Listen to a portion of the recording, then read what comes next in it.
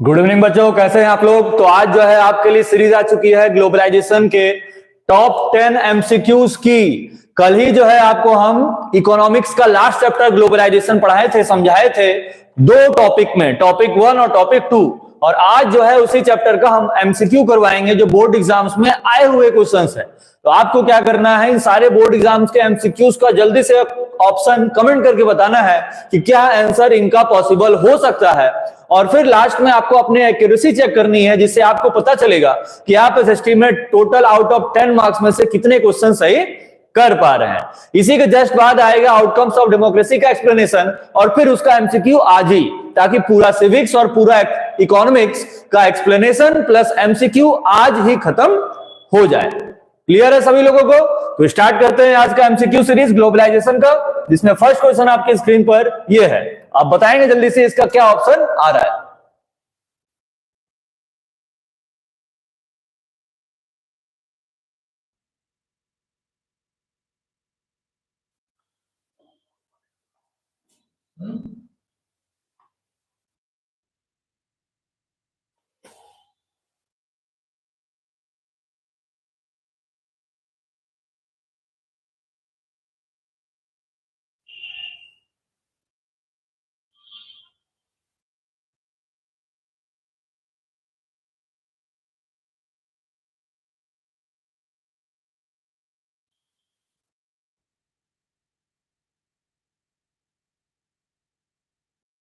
तो क्या क्या आंसर क्या आ रहा है आप लोगों का। Globalisation led to improvement in living conditions all of the people in the developed countries of workers in the developing countries, none of these.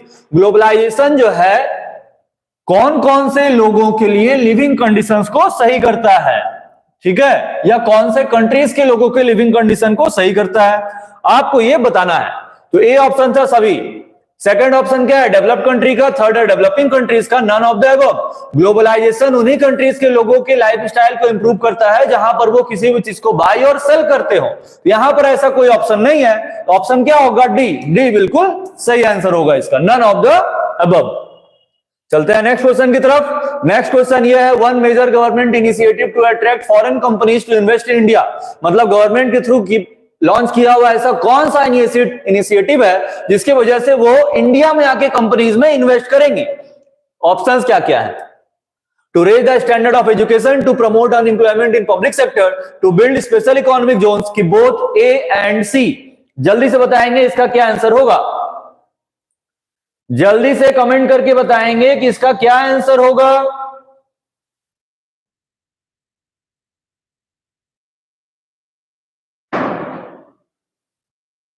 Comment नहीं आ रहे हैं, जल्दी से बताएंगे। ठीक है, आदित्य जायसवाल बता रहे हैं प्रेजेंट सर। आंसर बताएंगे सर, प्रेजेंट सर हो गए, आंसर बताएं।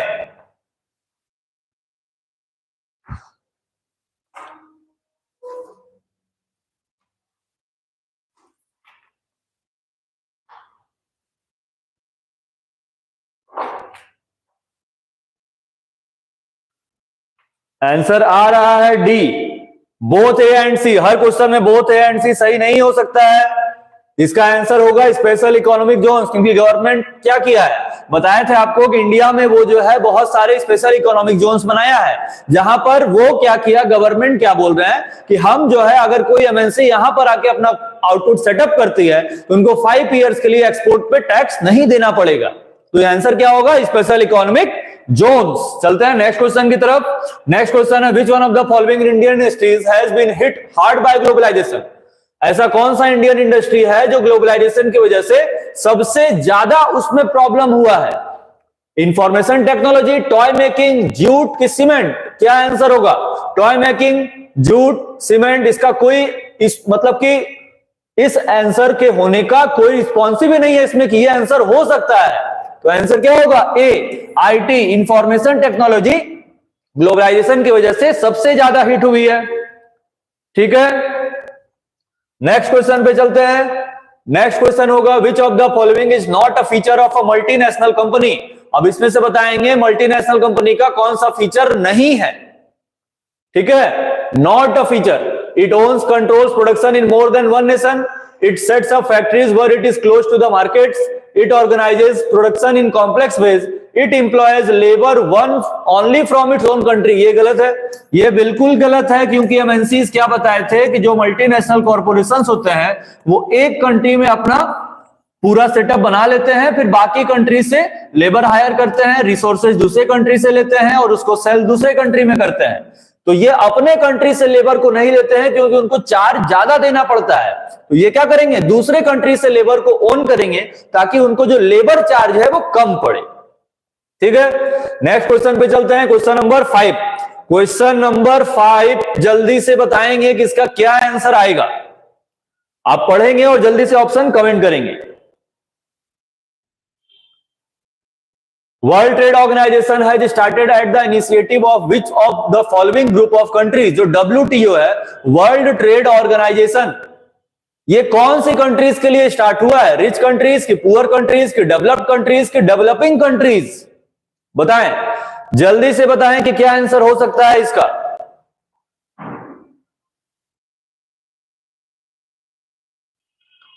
कमेंट आ जाना चाहिए अभी तक। वर्ल्ड ट्रेड ऑर्गेनाइजेशन स्टार्ट किया था क्या, कौन से कंट्रीज में? तो डेवलप्ड कंट्रीज में। ठीक है, कौन से कंट्रीज में वर्ल्ड ट्रेड ऑर्गेनाइजेशन स्टार्टिंग किया गया है? Developed countries.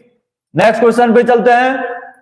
नेक्स्ट क्वेश्चन ये है, globalisation has created new opportunities. Globalisation की वजह से बहुत ज्यादा न्यू अपॉर्चुनिटीज क्रिएट हुए हैं एम्प्लॉयमेंट में, मल्टीनेशनल इमर्ज करने में, सर्विसेज प्रोवाइड करने में, कि ऑल ऑफ द अबव। तो ऑप्शन आप अगर पढ़ रहे होंगे तो आपको समझ में आ रहा होगा कि ग्लोबलाइजेशन मतलब जब भी एमएनसी सेटअप होती हैं तो जिस कंट्री में वो एमएनसी जाएगी वहां पर एम्प्लॉयमेंट जनरेट होगा, वो दूसरे कंपनीज के साथ मर्ज भी हो सकती हैं और सर्विसेज भी प्रोवाइड करेंगी। इसलिए इसका आंसर क्या होगा? इसलिए इसका आंसर होगा all of the above. Employment भी जनरेट करती है, इमर्ज भी हो जाती है और सर्विसेज भी प्रोवाइड करती है। ठीक है, ठीक है, नेक्स्ट क्वेश्चन पे चलते हैं। नेक्स्ट क्वेश्चन ये है, MNC is a company that owns और कंट्रोल्स प्रोडक्शन इन। एक एमएनसी ऐसी कंपनी होती है जो क्या करती है? पूरा कंट्रोल, प्रोडक्शन का सारा कंट्रोल कहां रखेगी? एक कंट्री में, मोर देन वन कंट्री में, कि ओनली डेवलपिंग कंट्रीज में, कि ओनली डेवलप्ड कंट्रीज में? जल्दी से बताएंगे आप इस क्वेश्चन का क्या आंसर होगा। आप जल्दी से बताएंगे, कमेंट करें और जल्दी से आंसर बताएं।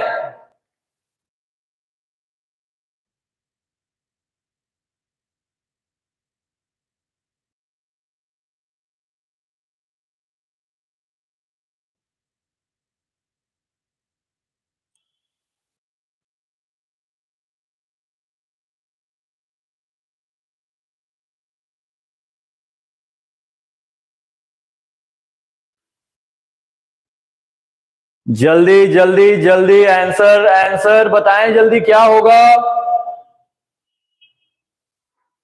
क्या होगा? MNC is a company that owns और control production in one country, की मोर देन वन कंट्री, की ओनली डेवलपिंग कंट्रीज या ओनली डेवलप्ड कंट्रीज? क्या होगा? मोर देन वन कंट्री, क्योंकि ये बहुत सारे कंट्रीज में सारे वर्क को कंप्लीट करवाती हैं। इजी क्वेश्चन था। Next question, globalisation has posed major challenges for. अब ग्लोबलाइजेशन जब आ जाएगा तो उसके वजह से सबसे ज्यादा प्रॉब्लम किसको होगा? सबसे ज्यादा प्रॉब्लम किसको होगा? बिग प्रोड्यूसर को, स्मॉल प्रोड्यूसर को, रूरल पीपल को, कि नन ऑफ दीज? आप जल्दी से बताएं कि इसका क्या आंसर होगा। ये क्वेश्चन गलत नहीं होना चाहिए, ये बिल्कुल आपको आना चाहिए। आप बताएंगे जल्दी से कि इसका क्या आंसर आ रहा है।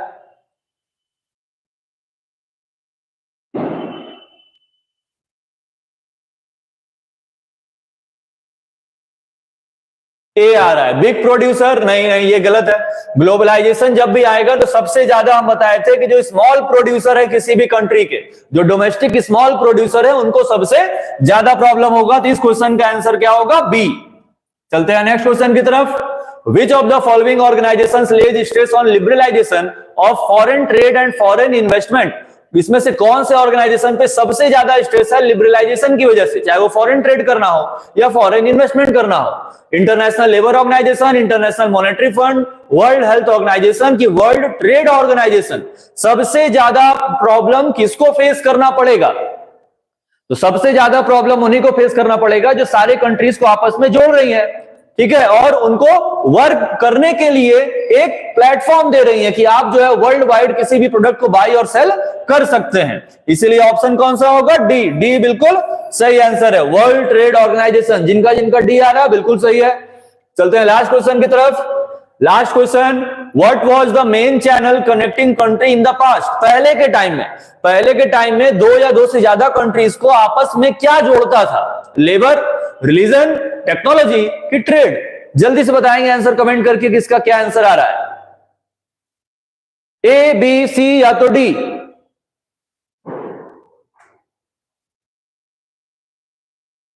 बी आ रहा है, किसी का ट्रेड आ रहा है। ठीक है, ठीक है, तो ऑप्शन होगा ट्रेड। पहले ही कल जब चैप्टर पढ़ाए थे तो आपको बोले थे पहले के टाइम में ट्रेड होता था, तो ट्रेड करने के लिए लोग जो है किसी भी प्रोडक्ट को एक कंट्री से खरीदते थे और दूसरे कंट्री में ले आके सेल कर देते थे, और वहां से आते समय वहां का गुड्स लाते थे और इस कंट्री में सेल कर देते थे। तो दो कंट्रीज को जोड़ने के लिए पहले क्या यूज होता था? ट्रेड। ट्रेड बिल्कुल सही आंसर है। ठीक है, खत्म। अच्छा, एक और क्वेश्चन है, ये बताएंगे, बिल्कुल इजी क्वेश्चन, आप कमेंट करके बता सकते हैं किसका क्या आंसर आएगा। कंपनी जो सेटअप करेंगे एमएनसीज स्पेशल इकोनॉमिक जोन्स में, डू नॉट पे टैक्सेस, उनको टैक्स नहीं देना पड़ेगा। ठीक है, कितने सालों तक? 2 साल, 5 साल, 4 साल, 10, 2 इयर्स, 5 इयर्स, 4 इयर्स की 10 इयर्स? जल्दी से बताएंगे। बी ऑप्शन आ रहा है, बी आ रहा है, और किन्हीं का? बी बिल्कुल सही आंसर है। एसईजेड जहां पर भी सेटअप होता है कितने सालों के लिए उनको एक्सपोर्ट पे टैक्स नहीं देना पड़ता है? 5 इयर्स तक। तो ये क्वेश्चन का लास्ट था, ये क्वेश्चन लास्ट था ग्लोबलाइजेशन के एमसीक्यू का। तो ये ग्लोबलाइजेशन का एमसीक्यू का टॉप 10 क्वेश्चन आज अभी खत्म। अब हम लोग क्या करेंगे, 5 मिनट के बाद इसी चैनल पे मिलेंगे और समझेंगे एक नया चैप्टर जो सिविक्स का लास्ट चैप्टर होने वाला है। चैप्टर का नाम क्या है? Outcomes of democracy. और आउटकम ऑफ डेमोक्रेसी की आपको एक ही वीडियो आएगी, 2 वीडियो नहीं, क्योंकि चैप्टर बहुत बड़ा नहीं है।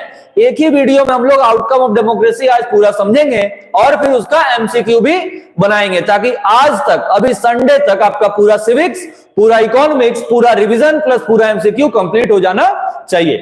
ठीक है, तब तक के लिए बने रहिए हमारे चैनल डीजे क्लासेस पर।